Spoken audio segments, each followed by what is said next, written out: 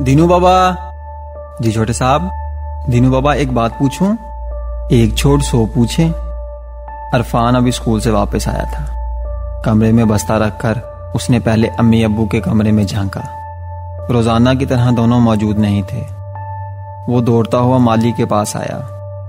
माली अधेड़ उम्र था और साहब इसे दीनू बाबा कहते थे। दीनू बाबा, मेरे अम्मी अब्बू दूसरे बच्चों के वालिदैन की तरह क्यों नहीं? किस तरह बेटा? दीनू बाबा ने हैरत से उसे देखा। मेरे जो हम जमात हैं उनके अब्बू तो उन्हें वक्त देते हैं, उन्हें होमवर्क कराते हैं, सबकी याद करवाते हैं, स्कूल की बातें पूछते हैं और इन्हें मजे मजे की कहानियां सुनाते हैं। अक्सर बच्चों के वालिदैन स्कूल छोड़ने आते हैं और फिर छुट्टी के वक्त वापस लेकर भी जाते हैं। लेकिन मेरे अम्मी अब्बू तो इस तरह नहीं करते। मुझे इन्हें देखे हुए हफ्ता हफ्ता गुजर जाता है। आखिर क्या वजह है? दीनू बाबा हैरत से अरफान को देख रहे थे। अरफान तीसरी जमात में पढ़ता था। आज दीनू बाबा को एहसास हुआ था कि अरफान बहुत हसास बच्चा है। वो इसके सवाल का माकूल जवाब सोचने लगे। अरफान के अब्बू का अपना कारोबार था। उसकी अम्मी अपने खामद के साथ मिलकर कारोबार करती थी। ज्यादा से ज्यादा दौलत कमाने की लालच ने उनको अपने घर से गाफिल कर रखा था। कभी किसी कारोबारी दौरे पर जा रहे हैं तो कभी किसी दावत में शरीक हो रहे हैं। आधी रात से पहले उनकी वापसी नहीं होती थी, जबकि अरफान उस वक्त सो चुका होता था। इन्हें यही इत्मीनान ही काफी था कि उनका बेटा शहर के बेहतरीन स्कूल में तालीम हासिल कर रहा है और उसे किसी शय की कमी नहीं। लेकिन वो ये भूल चुके थे कि इन चीजों के अलावा भी एक चीज की जरूरत होती है, वो है चाहत, तवज्जो और मोहब्बत। अगर बच्चे को माँ बाप की तवज्जो और उनका प्यार मिलता रहे तो वो छोटी मोटी चीजों की कमी महसूस नहीं करता।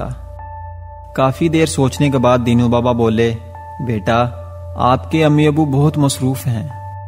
दीनू बाबा, वो क्यों इतना मसरूफ रहते हैं? क्या वो मेरे लिए आधा घंटा भी नहीं निकाल सकते? अरफान रोने लगा। नहीं बेटा नहीं, असल में वो ये सब कुछ सिर्फ आपके लिए ही तो कर रहे हैं। आप तो बहुत अच्छे बच्चे हैं। दीनू बाबा उसे प्यार करते हुए बोले, आज बड़े साहब आते हैं तो मैं उनसे बात करता हूँ, आप जाकर खाना खा लें। रात को दीनू बाबा ने अरफान के अब्बू से बात की तो वो भड़क उठे। तुम्हें इसकी बड़ी फिक्र हो रही है, क्या हमें नहीं है? ये सब कुछ किसके लिए कर रहे हैं? नहीं साहब जी, मेरा मतलब ये नहीं था। तो फिर क्या था? साहब जी, इस उम्र में बच्चे बहुत हसास होते हैं। उन्हें वालिदैन की तवज्जो और उनके प्यार की अशद जरूरत होती है। तुम अपने काम से काम रखो, हमें इल्म है कि उसे किस चीज की जरूरत है और किस चीज की नहीं। दीनू बाबा अपना सा मुंह बनाकर रह गए। उन्हें अरफान के अब्बू के रवैये पर बहुत अफसोस हो रहा था। वो अपने मासूम बच्चे के जज्बात का एहसास ही नहीं कर रहे थे। दूसरे दिन अरफान ने दीनू बाबा से पूछा कि आपने अब्बू से बात की है? तो दीनू बाबा ने झूठ बोला कि नहीं। असल में वो अरफान के जज्बात का खून नहीं करना चाहते थे। दीनू बाबा ने कहा, बेटा, अगर आप यूं करें तो फिर आपके अम्मी अब्बू आपको तवज्जो देने लगेंगे। ये कहकर उन्होंने आहिस्ता आहिस्ता सारा मंसूबा बता दिया। दीनू बाबा को यकीन था कि अगर अरफान के वालिदैन के दिल में उसके लिए जरा सी भी मोहब्बत हुई तो वो तवज्जो और वक्त देने लगेंगे। आधी रात को गेट खुला और गाड़ी अंदर आई तो अरफान भागकर अपने कमरे से बाहर निकला। ये देखकर उसकी अम्मी गुस्से में बोली, अरफान, ये क्या बदतमीजी है? अभी तक नहीं सोए? कल स्कूल में सोते रहोगे। उसने अम्मी की डांट सुनी अनसुनी कर दी और बोला, अब्बू, मुझे कर्ज चाहिए। कर्ज? अरफान के अम्मी अब्बू ने एक दूसरे को हैरत से देखा। हाँ, कर्ज। वो क्यों? हम तुम्हारी हर ख्वाहिश फौरन पूरी कर देते हैं। अब किसी चीज की जरूरत है तो बताओ, लेकिन उसके लिए आधी रात तक जाकर हमारा इंतजार करना कहाँ की अक्लमंदी है? सुबह ड्राइवर को कहते, वो तुम्हारी ख्वाहिश पूरी कर देता। बाबा, मुझे आप दोनों से कर्ज चाहिए। कितने पैसे चाहिए तुम्हें? मुझे पैसों की जरूरत नहीं। तो फिर किस चीज की जरूरत है?